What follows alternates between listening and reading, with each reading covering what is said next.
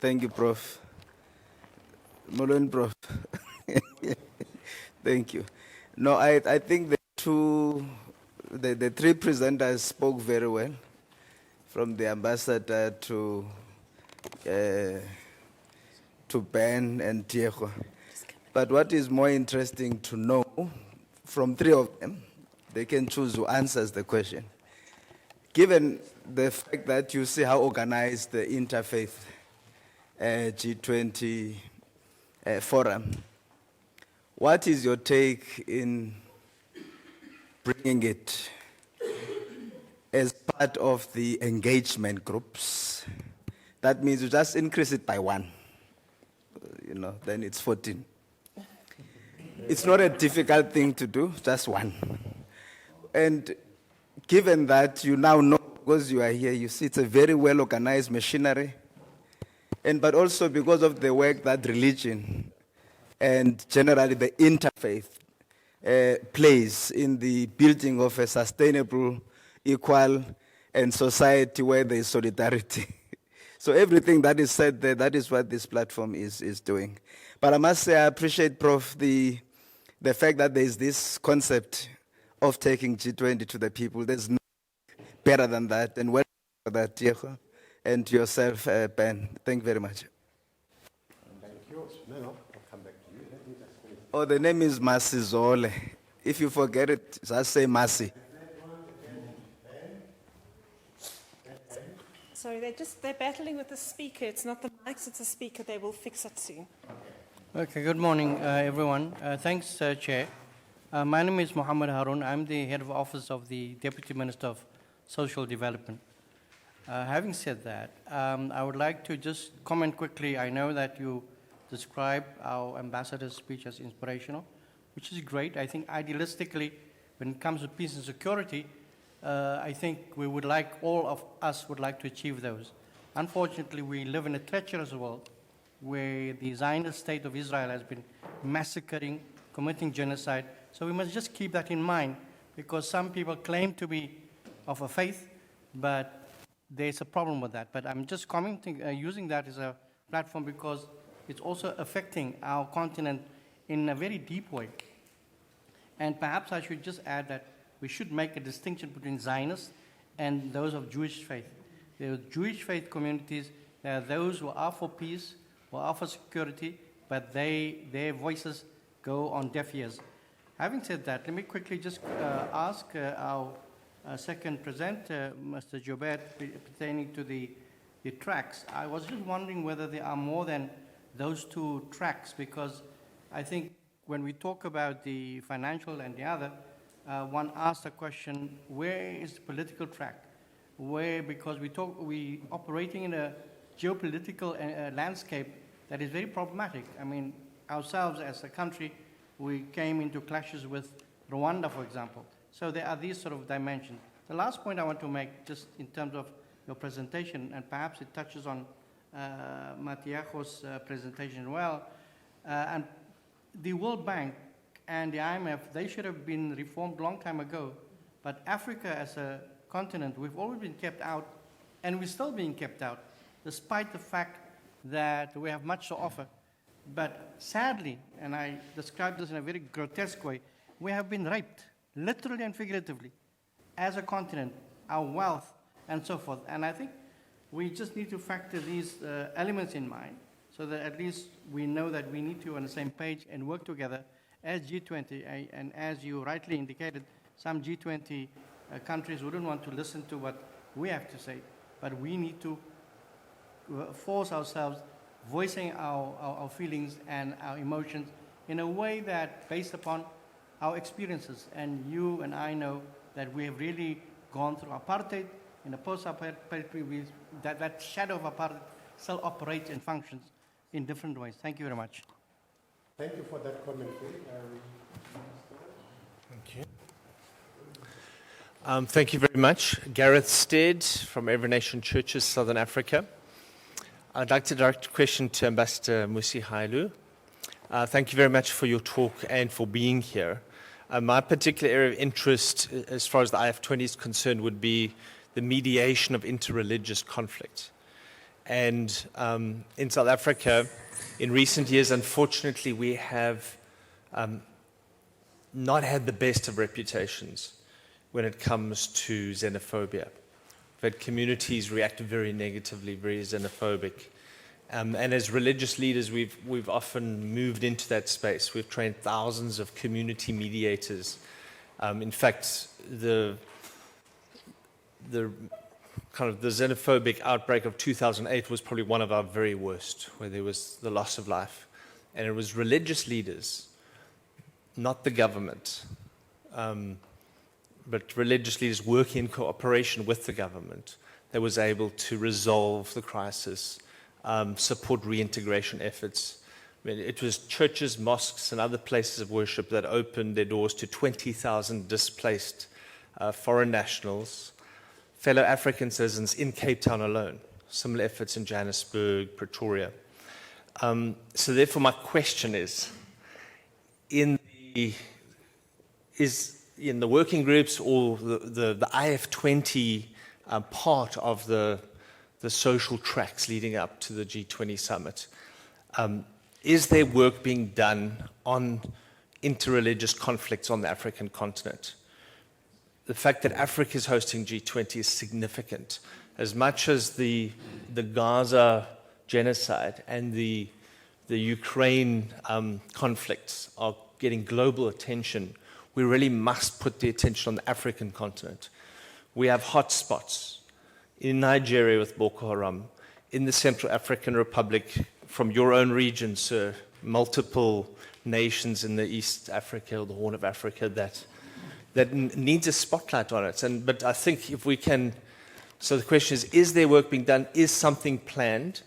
And if not, can we? And perhaps we could even go so far as to involve those groupings who have international peace-building, mediation expertise to say, what can we as religious leaders do as a combined effort? I think IF20 has a significant opportunity here. But I think we still need to hear. Some of us are removed from those conflicts. 70 churches were burnt to the ground in northern Nigeria in recent times. That is not just a religious conflict. It's economic, it's political, it's military. But the religious leaders have a role to play.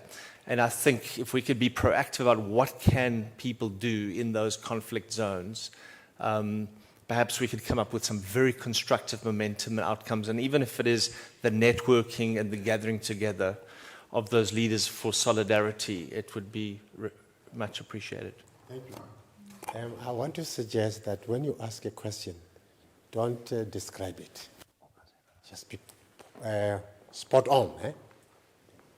Now, let's give the speakers, the second round is coming. Speakers, first let me start with the... Yeah, thank you. Well, thank you so much for the question.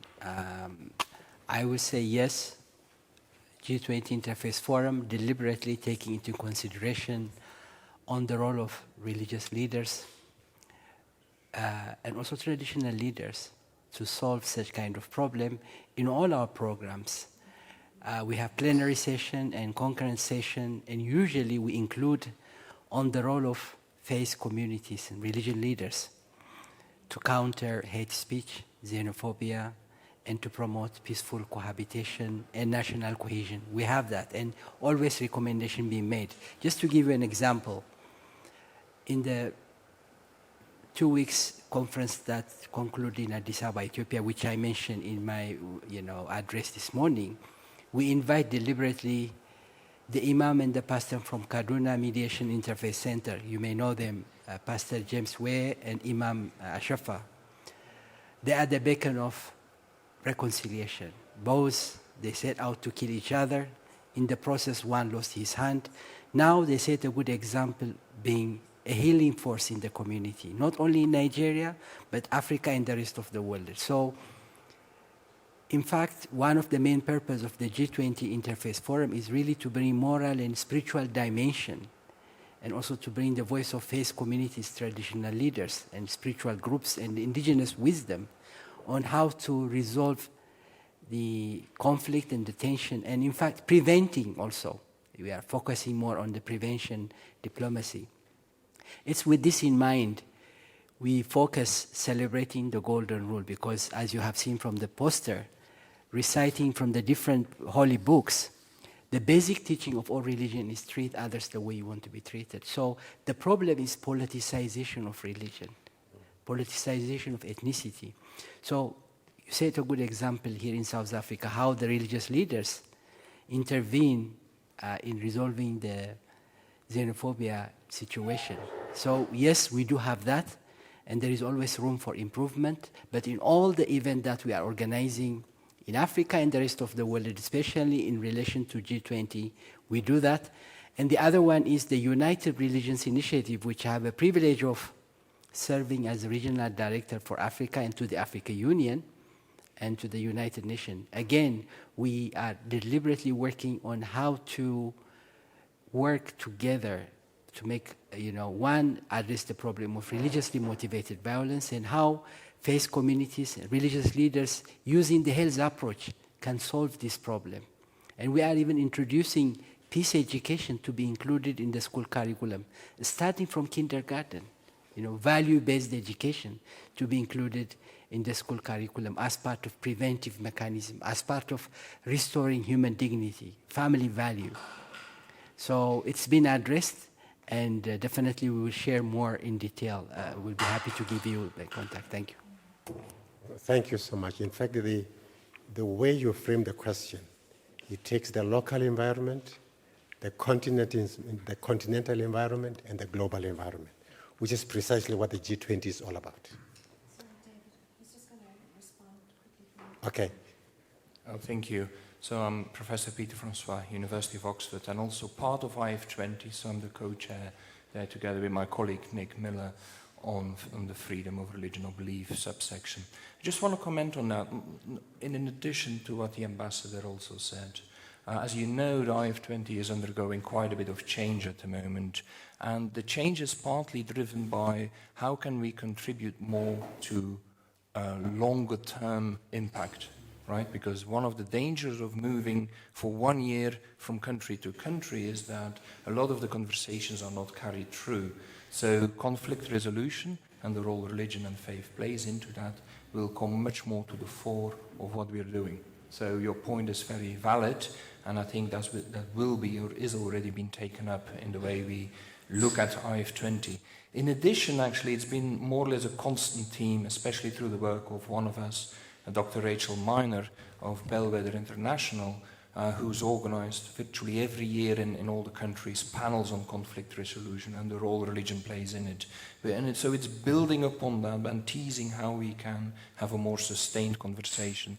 That's really what she's doing.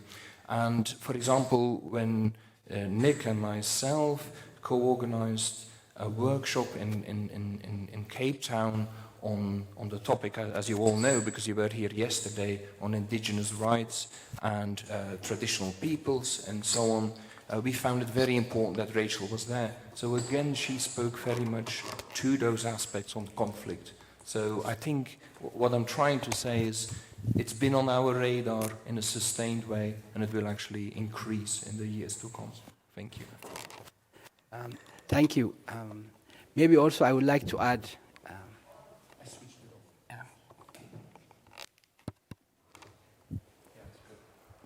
is it working? No. Okay. One important point in the light of especially freedom of religion or belief, recently also we established the African Freedom of Religion or Belief Observatory, where we will have a chapter in each interreligious council across the continent, and really to address this issue, and this is something we can work. In addition to G20 Interfaith Forum, as I mentioned, at the African Union actually, where also I served in the past, we established the African Union Interfaith Dialogue Forum, deliberately established one as part of capacity building also for religious leaders. With United Religion Initiative Africa, we have an MOU. We are giving special training for religious leaders on how to engage in track-through diplomacy, conflict resolution, and mediation. So G20 is really convening also, and it's a good example to amplify the work that has been done, not only once in a year, but continuously on a daily basis with different stakeholders. So this is a good opportunity to share and amplify and learn best practices from each other and form a coalition to advance those issues. Thank you.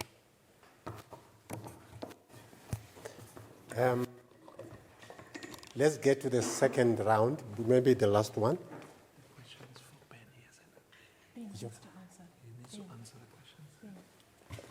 Okay, no, Ben has. Sorry. Damn it, I was hoping to escape these questions.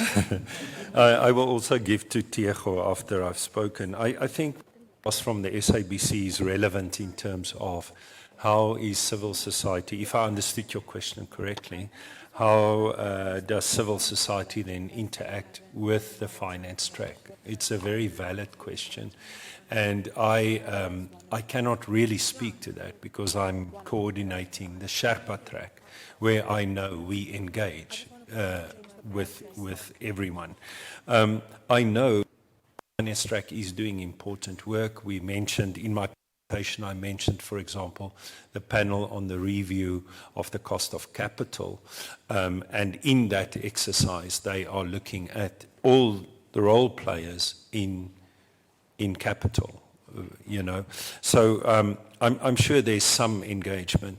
I also know that the finance ministry, Godongwana, our Minister of Finance, is very good, and the DG very good in engaging on the sidelines of their official events, having outreaches.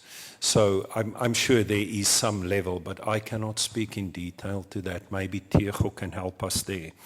I'm sure Tiago will speak to Masi's question about inclusion of the IF20 in as one of the engagement groups. Then I think, Mohammed, what you mentioned about a political track, just to briefly speak to that. There are the political issues. We are isolating them in the Sherpa track, and that means that we have taken all these geopolitical issues outside of the discussions in working groups. So we have agreed in the G20 community, in the G20 ecosystem, between the G20 Sherpas, that all the geopolitical discussions will take place when the Sherpas meet, when the foreign ministers meet, and then also when summit meets. So that means when we have a working group on agriculture, for example, there's a specific delegation speaking to or food security issues because of the war in Ukraine and how that impacts and how unjust it is that Russia is doing this and that. That discussion cannot take place in the working group on agriculture because as a collective we have agreed that that discussion will take place in the Sherpa meetings. So the Sherpas will have those difficult discussions on things like geopolitics when they meet again towards the end of June. They've had that discussion when they met in the second meeting of the Sherpas, and they will have that discussion when foreign ministers meet on the sidelines of UNGA, for example, in New York. So there is not a track for that, but there is an acknowledgement of the importance of political discussions in the G20. I fully agree with everything else you have mentioned, and of course that the World Bank and IMF were due for reform a long time ago. We see that in many of the discussions. We see that in the treatment of Africa. Not only Africa, we see it in the treatment of the emerging countries of the world, the least developed countries. So that also leads to the focus we have on multilateral development banks, for example. And that also leads, that very valid issue you mentioned, led to the establishment of many other development institutions and banks.